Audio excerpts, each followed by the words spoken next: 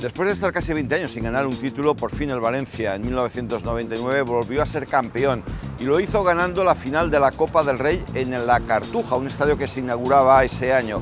Y lo hizo de manera apoteósica ante el Atlético de Madrid por 3-0, un partido memorable y goles antológicos. El equipo dirigido por Claudio Ranieri, que había llevado una trayectoria impresionante en el torneo, ganando al Levante, al Barça y al Real Madrid con una semifinal increíble 6-0 en Mestalla, pasó por encima del Atlético. Claudio López en 2 ocasiones inauguró y cerró el marcador y entre medias el golazo eterno de Gaizka Mendieta antes del descanso. El Valencia volvía a ser campeón ante la locura de miles de aficionados que empezaron a ver en Sevilla la ciudad talismán.